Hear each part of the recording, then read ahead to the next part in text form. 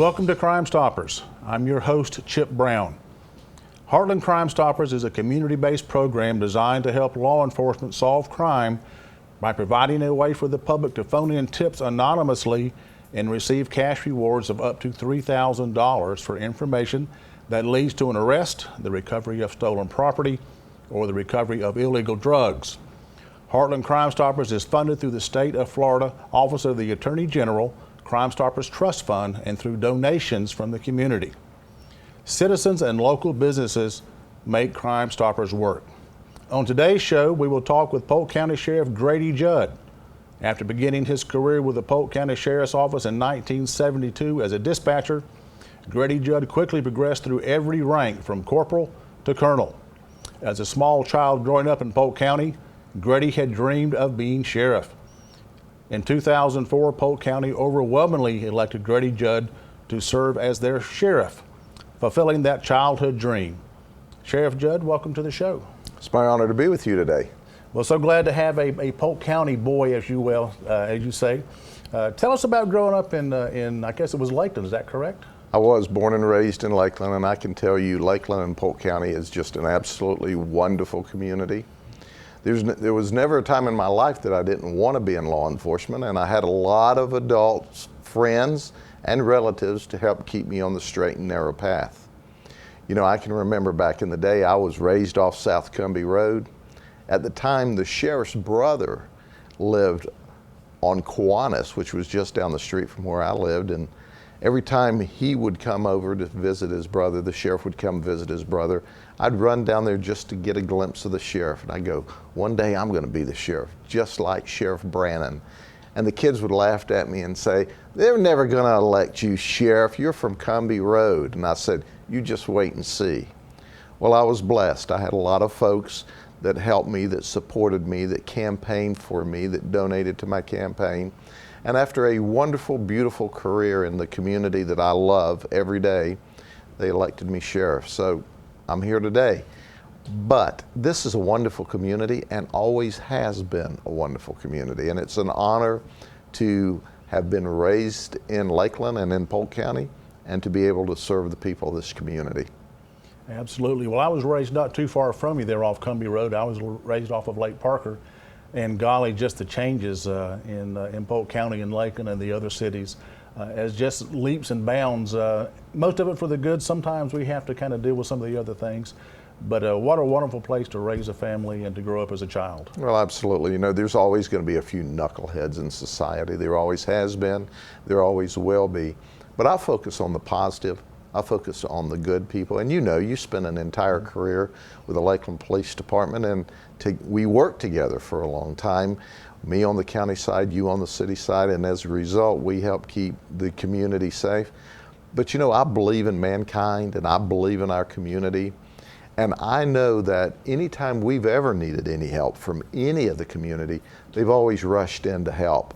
So I don't focus on that handful that are not going to go by the law, because they're going to be with us. We'll just help make sure that we direct them the right way. And sometimes the right way is right in the county jail. Absolutely. You want to try to help people as much as you can. And unfortunately, some people just need that structured environment. They operate better within certain guidelines. But of course, the goal of any law enforcement officer, especially as sheriff, is to make this a better place for you and your kids, because you have a family you've been raising here too. I do. I've got two wonderful boys, and they collectively have 9 kids, which means I have 9 grandchildren. I'm pretty excited about that. But I can tell you that we all stand on the shoulders of giants. Those that came before us in this industry did a good job. They showed us how to do a good job, and then they challenged us to do even better. And that's what we do every day in law enforcement. It's all right, we've done a great job today, but how can we do more and better for the citizens of this community in order to keep them safe? So we focus on reducing crime and making it safe in the community for children to play, and certainly for the parents to work and live, as well as to create an environment where other people would want to move here with their families and their businesses. And that happens. Think about it, Chip. Our crime here is at a 43-year low. That's amazing. It is amazing. It's amazing. And Crime Stoppers plays a real important part in that, because they give us the venue to go to the community and say, you don't have to get personally involved. We don't ever have to know who you are.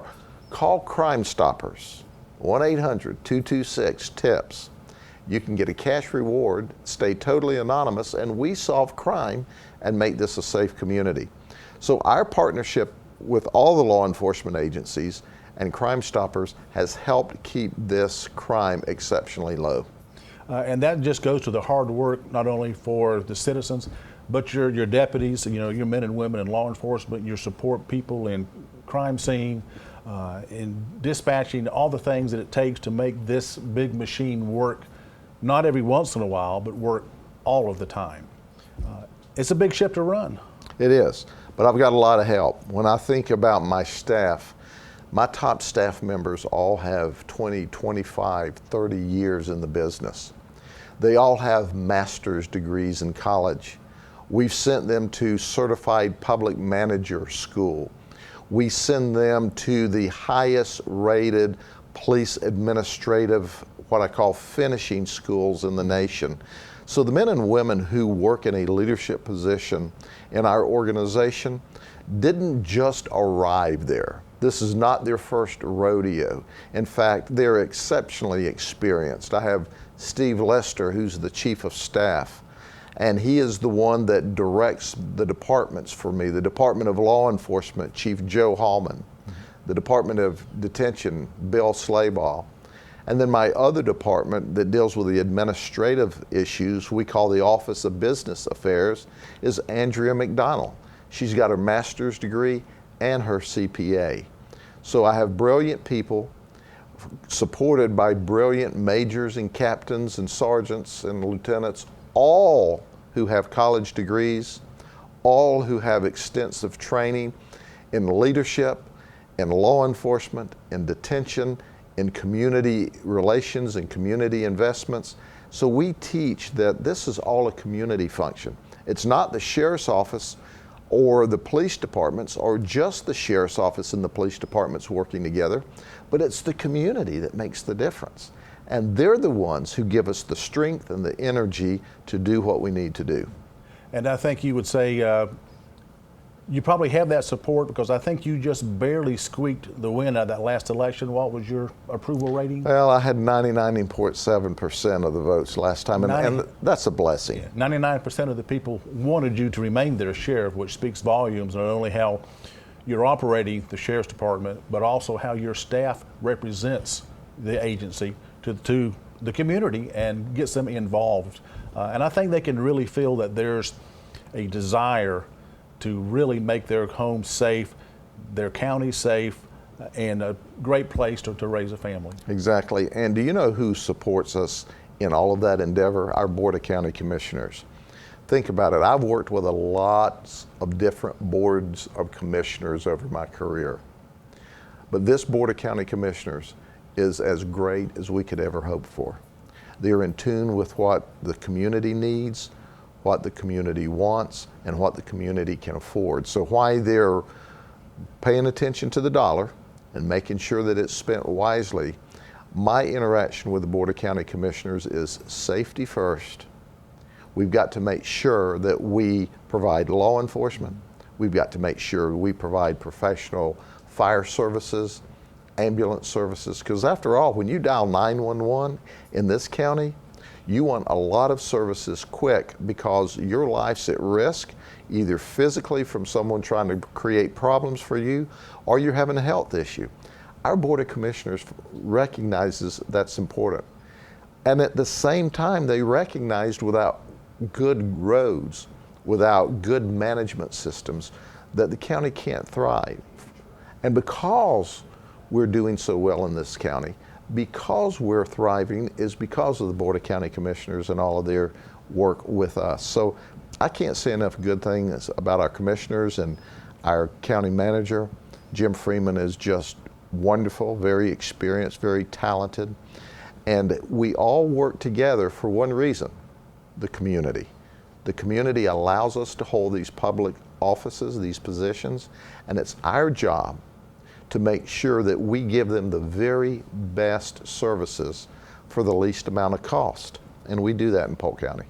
Absolutely. It's been such a blessing to watch how everybody in Polk County works together, especially in, like I said, the county commissioners and the staff and the different agencies. It really is a teamwork effect, and I have seen the time as you have that that teamwork was lacking, and it really shows the strides that had been made and the high level that Polk County operates with all of their services at this point. Well, being from Polk County, I understand what the people expect of us. They said, look, we've hired you to go down there and do a job, a tough job. We've hired these commissioners to go down there and do a tough job. We expect you to work together and to come to the best solution for the least amount of money. We don't pay you to sit there and throw mud at each other like a couple of kids on a playground. So we take that very seriously. We listen to our constituents who say, go down there, be professional, do a great job for all of us in the community. And our commissioners do that. And our constitutional officers do that. We're all about getting to yes. Yes, how can we do the very best for the people that live in this community? And you know what? We respond to the people in the community. We listen. Listening's a lot more important than talking, because when you're talking, you can't listen. Exactly. And it seems like a lot of people don't want to do that in other areas, especially in our dysfunctional federal government, it seems like, with the infighting. That cooperation, I mean, you may not always agree on what you want or how to get there, but once you decide, you come together as a team. You have to, because it's, if you have people on a football team all doing their own thing and not playing together, then they're going to lose every time. Oh, you're exactly right. And I like to talk about a fellow who came to see me one time, and he said, Sheriff, he said, I really like you, but I disagree with you on this issue. And I looked him in the eye and go, you know what? I make decisions that even I disagree with, because I'm supposed to make decisions based on the best interest of the community, not what feels good for me. And he looked at me and he said, you make decisions you don't even agree with? I said, that's right. I'm looking out for all of the community. So some of the decisions I have to make in this position as your sheriff are something personally I may not even agree with, but I know it's in the best interest of the community at large. And let's face it, there are over 600,000 people in this community. There's not a decision we can ever make that's going to please all 600,000. But what we try to do is what's best for them, to keep them safe, to keep them secure, to pay attention to where the community as a group wants to go, and at the same time listening to the individual concerns and trying to craft a solution for them whenever possible. Absolutely. Well, Sheriff, we'd love to talk to you more on this. If you'll give us just a few minutes, you'll stick around, I hope? I will. I would love to. Okay. Crime Stoppers provides a way for local law enforcement to receive information on crimes while keeping the people providing that information anonymous. These efforts increase tips, which in turn solve more crimes and identify criminals in our community. Here's a look at some of our most recent cases. Polk County Sheriff's Office robbery detectives are seeking the public's help in an armed robbery that occurred at the Marathon gas station in Auburndale. At 5:36 a.m. on Wednesday, October 21st, 2015, an unknown armed black male suspect walked into the gas station located at 2600 Havendale Boulevard in Auburndale and robbed the store clerk, taking an undisclosed amount of cash. During the robbery, the suspect struck the clerk in the head with the gun. The suspect is described as a black male wearing a black hooded sweatshirt, dark pants, a ski mask, and red gloves. After the robbery, he fled the scene in an unknown direction.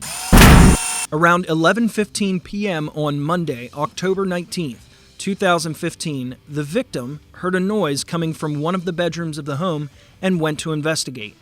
When she approached the bedroom door, an unknown black male suspect exited the room. He was described as medium skin-toned, in his late teens to early 20s, 5'7" to 5'8" tall, between 140 and 150 pounds, with acne, close-cut hair, wearing a dark shirt and pants, and blue latex gloves. Polk County Sheriff's Office robbery detectives are seeking the public's help in an armed business robbery that occurred at a Circle K store in Lakeland. Around 6:48 a.m. on Monday, October 19, 2015, an unknown suspect armed with a long black gun robbed the store, located at 1026 Walt Williams Road. The suspect is described as a black male wearing a black hooded sweatshirt, yellow gloves, a black ski mask, black pants, and white sneakers. Polk County Sheriff's Office detectives are asking for the public's help in a vehicle, burglary, and grand theft investigation. On Sunday, October 11, 2015, a Fort Meade resident visited a coin collector's event in Melbourne. On the return trip, around 5:30 p.m., the resident stopped at a retail store in Fort Meade, located at 125 South Charleston Avenue. The victim provided a description of a vehicle he believes may have followed him from the event. The vehicle was described as a black four-door sedan. On Tuesday, September 29, 2015, at approximately 10:44 a.m., the suspect pictured used the victim's debit card and ID. Anyone with information on the identification of these individuals is asked to contact Lakeland Police at caic@lakelandgov.net or Crime Stoppers at 1-800-226-8477. Polk County Sheriff's Office detectives are asking for the public's help in a grand theft investigation. Sometime between 1:30 and 3 o'clock p.m. on Saturday, September 12, 2015, an unknown suspect removed a wallet with identification and credit cards from an unlocked locker room at the Solavita Clubhouse, located at 395 Village Drive in the Kissimmee portion of Polk County. Welcome back to Crime Stoppers. I'm your host, Chip Brown. The vision statement for the Polk County Sheriff's Office is members will protect the community by proactively preventing crime and safely detaining those arrested.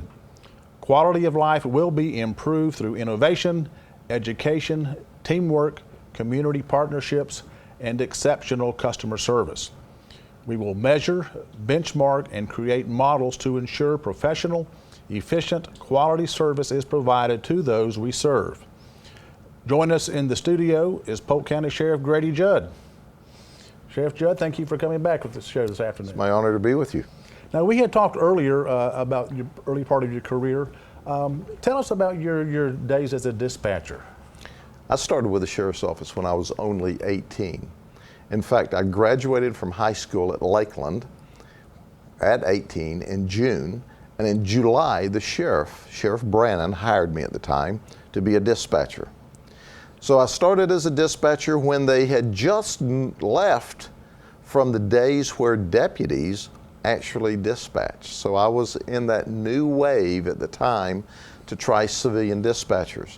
Well, obviously I had to start as a dispatcher or in a civilian role because you had to be 21 to be involved as a law enforcement officer, which, as you know, I always wanted to do. So I dispatched while I was in that era of my life. Guess what?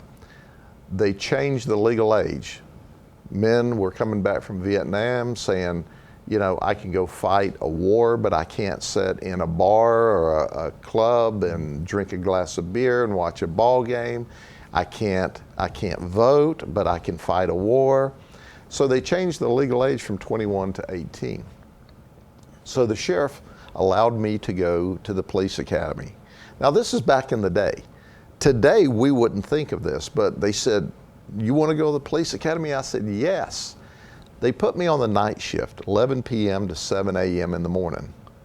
And then I went to school from 8 a.m. to 5 p.m. in the afternoon.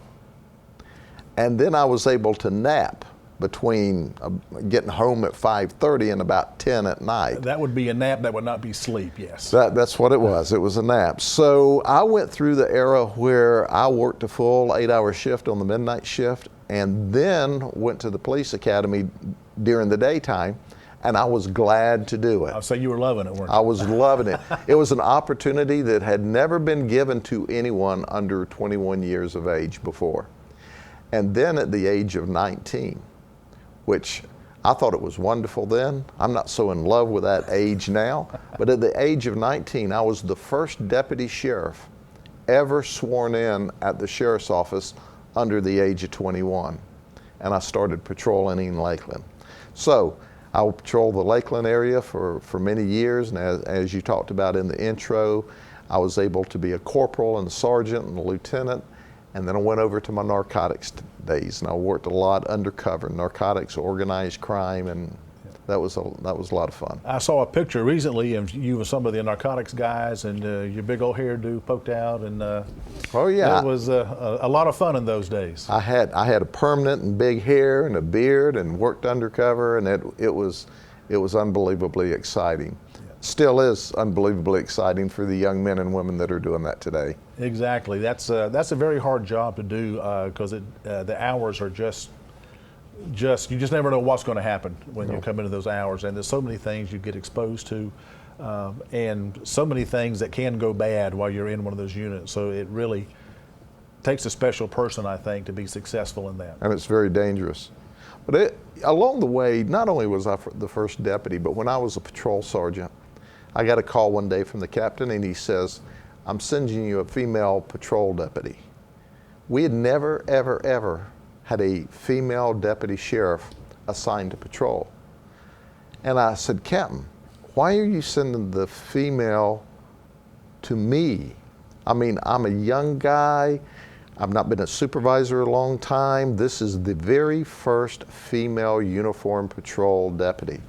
He said, "Son, because I know you'll treat her fair and teach her the right way and not pay any attention to those old guys who think women have no place in law enforcement." So I was real excited. I was honored. And you know what? Women have made the greatest addition to law enforcement. Of all of the technology, of all of the change I've seen, the best thing we ever did was add women to our law enforcement ranks. They can certainly excel in a number of things, and they can do much better than the men. And conversely, you can't really compare them, I don't think, on their strength or on their knowledge, because they both have their own strengths and their own knowledge. And it's just so important because it takes so many different people and so many different personalities and so many niches that just one person cannot fill all of those. I can tell you that with guys, a lot of times in a disturbance, you get a testosterone battle going between a male law enforcement officer and a male who's on alcohol or drugs. When you bring a female deputy or law enforcement officer there, she looks him in the eye and goes, "Now, why don't you just get in the car?" And they will do for her what they would never do for us. We fight them in the car. They look at them and say, "You know, it'd really be best for you to get in the car." And that works the majority of the time. And in addition to that, the talent, the patience, the ingenuity of doing the job, the brilliance of their investigative techniques and their ability to work undercover. This is things back in the day. I can remember law enforcement officers saying, "I'll never work with a female law enforcement officer." Well, they have not only proven how wonderful they are in every aspect of the job, but we are so much better because of the females that are involved in law enforcement today than we ever were back in the day. Oh, I would certainly agree with that, absolutely. I have seen a number of the ones that come through. And just one particular case, if I might, going back to my experience, I had put in for, I guess, captain the first time, and I was bypassed and a female got it. And I, as most people, rather disappointed.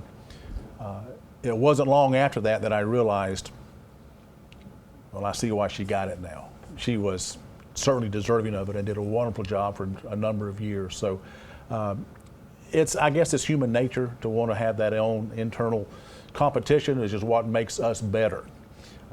But you also have to realize the reality of the situation. You know, things that were a shock back in the day, such as females in law enforcement, nobody thinks anything about it today. I can remember back in the day when we didn't have a walkie-talkie. There was no communications. And the first time we ever got a walkie-talkie to carry with us was amazing. I have to tell the story. You would go to a house on a disturbance call and park in their driveway. And then they'd say, well, the neighbor next door is the problem and he's drunk and he's drinking. And then you'd get in your car and you'd drive next door. And then they'd go, how lazy are you? Why couldn't you just walk over there? Well, that wasn't the deal. You were trying to get that radio as close to you as you could if you needed help, because there was no walkie-talkies. And you didn't want to have to fight that rascal all the way back across the yard. So we've come so far with the way we think, the way we develop policy, the way we develop personnel, the way we use technology. We have just made a remarkable progressive change from the old days. And I've been here long enough to see the old days and the great days. It seems like in the early days, even in my career, a lot of times you were hired because you were big and strong. And again, we have seen the shortcomings of that, and it was somebody that could handle themselves. And it's just shown over the years how technology and how philosophies have changed, that your biggest tool is your mind and your mouth. And your technology. And technology has made a big change in that. Like I say, when we started, a walkie-talkie was something that you dreamed of. How many times did you say, Bartow, I'll be out in the blind, which means I'm out of the car, I don't have any way to communicate, so if you don't hear from me, you better check on me a little bit later. Check on me. When I was sworn in at 19 as a deputy, my dad had to go down and buy my gun and my ammunition because, see, I could be a law enforcement officer under the age of 21, but federal law prohibited me from buying a gun. Not from possessing it, but from buying a gun. So at the time, law enforcement agencies didn't provide firearms. We didn't provide shotguns. When I came to work, they gave you shirts, pants, and a gun belt. And the rest was up to you. And we've gone from those days, no WTs, no walkie-talkies, firearms you had to buy yourself. We had to provide our own flashlights and our own batteries. You know where I got my batteries from? Where? The Lakeland police officers. I'd pull up and go, I need some flashlight batteries, because the city was buying batteries. Yes, and those so sure what did. the city didn't realize, the city bosses didn't realize, is they were buying the city police officers' flashlight batteries, and they were buying the deputies' flashlight batteries because the police officers were giving them to the deputies. Well, that's that cooperation, just an example, something just as simple as batteries. It's amazing. That's right, and it works. Absolutely. Sheriff Judd, thank you for joining us today. It's my honor to be with you. I had a really great time. For more information about the Polk County Sheriff's Office, you can go to www.polkcountysheriff.org or join them on social media at facebook.com/Polk County Sheriff or on Twitter at .com/Polk County Sheriff. That's going to do it for this edition of Crime Stoppers. Keep in mind, Heartland Crime Stoppers is an organization that helps law enforcement solve crime through anonymous tips and monetary rewards. It encourages a cooperative partnership between law enforcement, the media, and the community to ensure security and enhance our quality of life here in Polk County. For more information, you can check us out on the web at heartlandcrimestoppers.com or follow us on Facebook at Heartland Crime Stoppers Florida. Until next time, keep in mind, it's a crime and you can help make sure they don't get away with it.